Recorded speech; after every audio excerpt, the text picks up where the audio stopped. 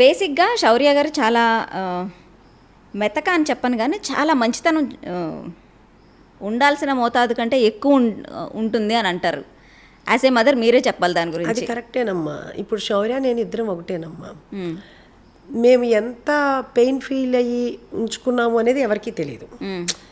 ఎవరిదైనా కానీ ప్రాబ్లం అయితే ఇంకా చూసి చూసి చూసి బర్స్ట్ అయింది ఉంటుంది చూడమ్మా, అదే తెలుస్తుంది శౌర్య కోపం ఎక్కువ లేకపోతే ఉషా కోపం ఎక్కువ అనేది. కానీ అప్పుడు వరకు ఎంత పెయిన్ ఫీల్ అయ్యాము అనేది అనవసరం ఎవరికి, ఎందుకు అనేది. అది యాక్చువల్గా నేను శౌర్య అప్పుడంతా మీరు స్టార్టింగ్లో అంతా చూపించరు అయితే. స్టార్టింగ్లో చూపించమమ్మా.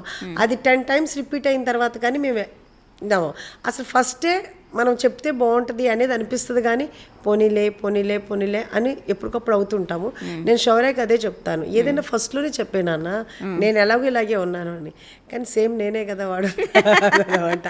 అందుకని ఎవరైనా కానీ ఒకటమ్మా, మళ్ళీ శౌర్యతో ట్రావెల్ చేసిన వాళ్ళు ఎవరైనా కానీ మళ్ళీ చెప్తారు, మేము విన్నది ఒకటి, నాతోటైనా శౌర్యతోటైనా ఎవరైనా మేము విన్నది ఒకటి, ట్రావెల్ చేసిన తర్వాత తెలిసింది ఒకటి అనేది. అంటే ఎంత ఎమోషనల్గా కనెక్ట్ అవుతాము, ఎంత బాగుంటాము అనేది మాతో ట్రావెల్ చేసేవాళ్ళకి తెలుస్తుంది. సో మాకు కూడా ఏంటంటే మేము అందరికీ నిరూపించుకోక్కర్లేదు, మనమంటూ మనకు తెలిసిన ఒక 10 మంది మనకు చాలు, 100 మంది మనకు అవసరం లేదు. సో శౌర్య అంటే లుక్స్ మీవి, అంటే సాఫ్ట్వేర్ హార్డ్వేర్ మీరే అయితే శౌర్య గారు. యాక్చువల్గా చెప్పాలంటే అదేనా, అందుకు నేనేమీ అనలేను కూడా. యాక్చువల్గా నేనెంత టఫ్ ఉంటానో వాడు అంతే టఫ్ ఉంటాడు, ఎంత మంచిగా ఉంటాడో వాడు అంతే మంచిగా ఉంటాడు.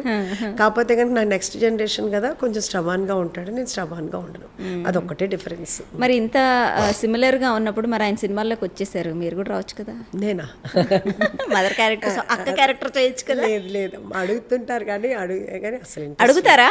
అసలు ఇంట్రెస్ట్ లేదమ్మా. అడుగుతున్నారు మిమ్మల్ని అంటే మామూలుగా డైరెక్టర్స్ ఉంటారు కదా, చేయొచ్చు కదా అని అంటే అసలు నాకు అసలు ఇంట్రెస్ట్ లేదు. నాతో ఒకవేళ ఇన్ కేసు ఎవరైనా చెయ్యాలి అంటే కనుక ఆ డిఓపి వాళ్ళు చచ్చిపోతారు. మనకు అసలు ఆ ఫీల్డ్ ఇంట్రెస్ట్ లేదు, అసలు దాని మీద లేదమ్మా. ఓకే.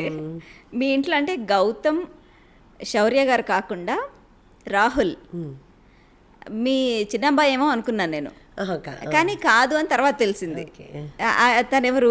మా బ్రదర్ ఇన్ లా వాళ్ళ పిల్లలమ్మ, రాహుల్ చోటు అని. ఓకే. రాహుల్ ఏమో నా మా మూవీస్లోనే వర్క్ చేసేవాడు. చోటు ఏమో ఇప్పుడు యూఎస్ వెళ్ళాడు ఎంఎస్ చేయడానికి. వాళ్ళు కూడా నా పిల్లల్లాగానే అంటారు. అదే అంటే మీ ట్రీట్మెంట్ చూస్తే వీళ్ళందరూ ఉషా గారి పిల్లలే అనిపిస్తుంది. అవునవును, అట్లానే. అంటే వాళ్ళిద్దరినే కాదమ్మా, యాక్చువల్గా చెప్పాలి అంటే శౌర్య ఫ్రెండ్స్ కానీ వీళ్ళందరూ కూడా నాకు పిల్లలంటే చాలా ఇష్టం అమ్మ. మెయిన్ ఏంటంటే పిల్లలంటే చాలా ఇష్టం. సో ఎవరినైనా నా పిల్లల్లాగానే ఫీల్ అవుతాను. సో దీనివల్ల కొన్ని పాజిటివ్ ఉంటాయి, కొన్ని నెగిటివ్ ఉంటాయి. ఎవరేం సరిగ్గా లేకపోయినా వాళ్ళకి చెప్తా ఉంటా, అలా ఉండద్దమ్మా, ఇలా ఉండు, అలా వద్దు అని చెప్తుంటాను. అబ్బా ఏంటి ఇలా చెప్తారని అనుకునే వాళ్ళు ఉండొచ్చేమో, నాకు తెలియదు. అంటే నా పిల్లలకి నేను ఎలా చెప్తానో బయట వాళ్ళ పిల్లలు నాకెందుకు మంచిగా మాట్లాడి పంపించేయచ్చు అనుకోవచ్చు కదా, నేను అట్లా ఉండలేను. ఈవెన్ మా సిస్టర్ ఇన్ లా వాళ్ళ పిల్లలు ఉన్నారు, మా హస్బెండ్ వాళ్ళ ఆ పిల్లలు కూడా వాళ్ళు చిన్నప్పుడు నేనే పెంచాను. ఇప్పుడు ఒకడు యుఎస్లో ఉన్నాడు, ఒకడు ఇక్కడే ఉన్నాడు.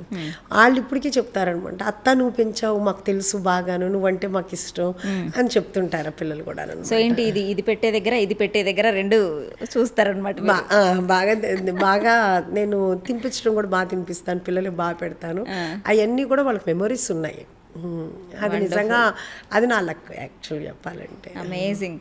సో మీరు ఇలా ఉషా మూల్పురీస్ కిచెన్ 2.0, 3.0, 4.0 లాగా మీరు ఇలా బ్రాంచెస్ ఎక్స్పాండ్ చేసుకుంటూ వెళ్ళాలి, మరిన్ని సినిమాలు ప్రొడ్యూస్ చేయాలి, నాగశౌర్య గారికి అతి పెద్ద హిట్ రావాలి 2024లో. మెయిన్ అది కావాలి, వచ్చేస్తుంది 2024లో. All luck is yours.